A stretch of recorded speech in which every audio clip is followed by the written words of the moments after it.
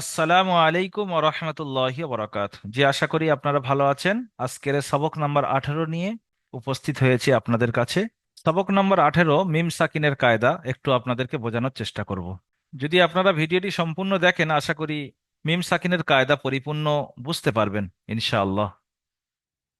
সবক নাম্বার 18 মিম সাকিনের কায়দা। মিম সাকিনের কায়দা বলতে কি বলেন তো?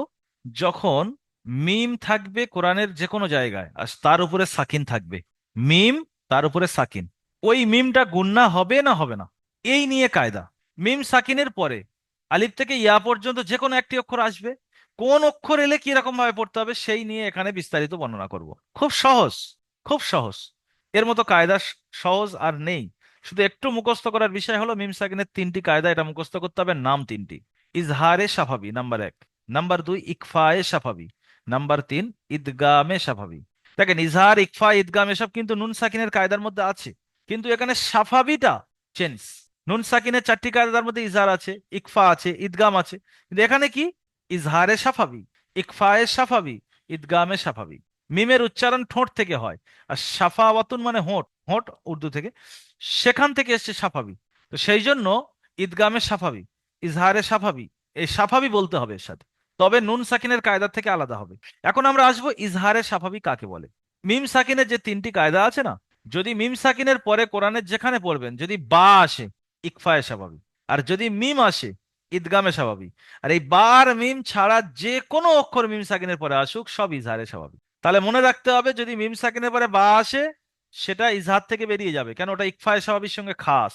যদি মিম সাকিনের পরে মিম আসে, তাহলে ঈদগামের সাথে খাস, ইজহার থেকে বেরিয়ে যাবে, ইকফা থেকে বেরিয়ে যাবে। আর যদি বা আর মিম ছাড়া অন্য কোনো অক্ষর আসে, সেটা ইজহারের সঙ্গে হয়ে যাবে।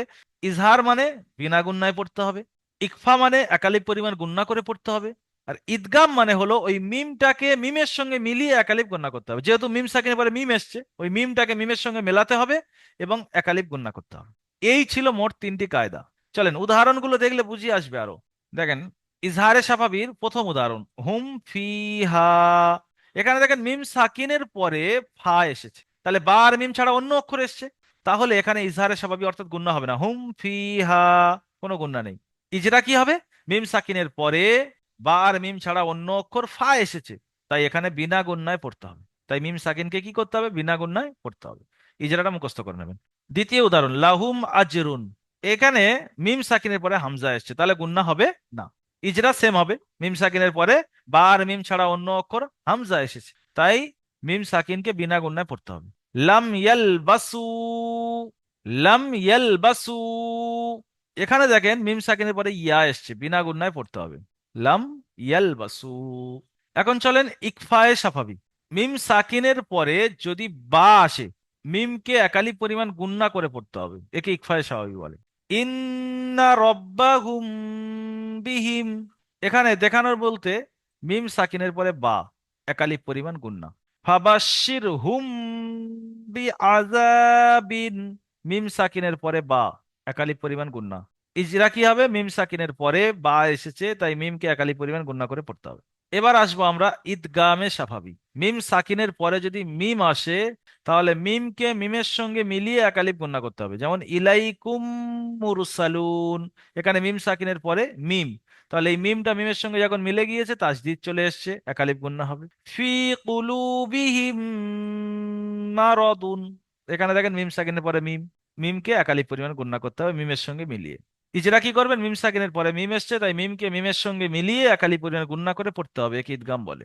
এই ছিল মিম সাকিনের তিনটি কায়দা। তাহলে নাম্বার এক ইজহারে সাফাবি, নাম্বার দুই ইকফায়ে সাফাবি, নাম্বার তিন ঈদগামে সাফাবি।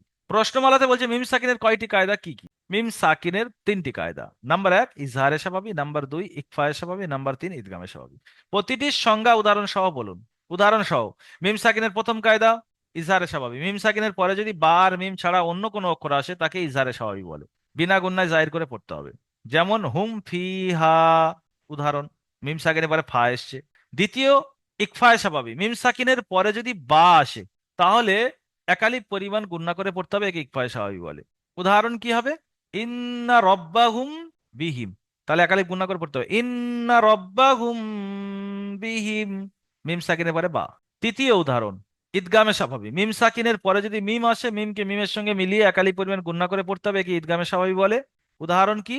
ইলাইকুম মুরসালুন। দ্বিতীয় প্রশ্ন, লাহুম আজরুন, এই শব্দটার বানানি জেরা করতে বলছি। মিম সাকিনের পরে হামজা এসে, ইজারে স্বাভাবির উদাহরণ এটা। এর বানানি জেরা আপনি নিজে নিজে করে নেবেন। এই ছিল টোটাল মিম সাকিনের কায়দা। আপনারা সুন্দরভাবে এই মিম সাকিনের কায়দাটি জব্দ করবেন, মুখস্থ করবেন। এবং আজকের এই মিম সাকিনের কায়দা খুব হালকা, তার মানে আজকের আপনার কাজ হবে হারাকাত থেকে নিয়ে আর এই মিম সাকিনের পড়া পর্যন্ত রেগুলার যেরকম পড়ছেন আজকেরও পড়বেন। এর আগের দিন আপনি পড়েননি, এর আগের দিন আমি কাজ দিয়েছিলাম শুধু ওই সবকটা পড়ার। আজকের কাজ দিচ্ছি, আপনি শুরু থেকে নিয়ে হারাকাত থেকে নিয়ে আর এই পর্যন্ত পুরোটা পড়ে আসবেন, অনুশীলনগুলো পড়ে আসবেন। পড়ার নিয়ম কি? অনুশীলনের প্রথম পড়াটা বানানি জেরা করবেন, আর বাকিগুলো শুধু রিডিং পড়ে বেরিয়ে আসবেন। রিডিং পড়তে অসুবিধা হলে বানান করে রিডিং তুলে নেবেন। এরকম ভাবে আপনি পড়ে আসবেন। সবাই ভালো থাকবেন। এই ভিডিও থেকে যদি মিম সাকিনের কায়দা কিছু বুঝতে পেরে থাকেন, অবশ্যই কমেন্ট করে জানাবেন যে হুজুর বুঝতে পেরেছি মিম সাকিনের কায়দা। কমেন্ট বক্সে কমেন্ট করবেন। আর যদি ভিডিওটি মনে হয় যে অন্যর কাছে দিলে হেল্পফুল হবে, সেও মিম সাকিনের কায়দা বুঝতে পারবে, কোরআনটা সঠিক পড়তে পারবে, যারা আপনার রিলেটেড মানুষ কোরআন পড়ে তাদের কাছে ভিডিওটি দিতে পারেন এবং বলে দিতে পারেন যে ভিডিওটি দেখেন, মিম সাকিনের কায়দা আছে। আর যদি কেউ নতুন ছাত্র আগ্রহ প্রকাশ করে আমিও পড়বো বা পড়তে চান দারুল আমাল একাডেমিতে, তো নিচে স্ক্রিনে দেওয়া নাম্বার 7679591110, এই নাম্বারে কল করুন, বা নিচে হোয়াটসঅ্যাপ বা মেসেঞ্জার বাটন রয়েছে, ওখানে ক্লিক করে মেসেজ করুন।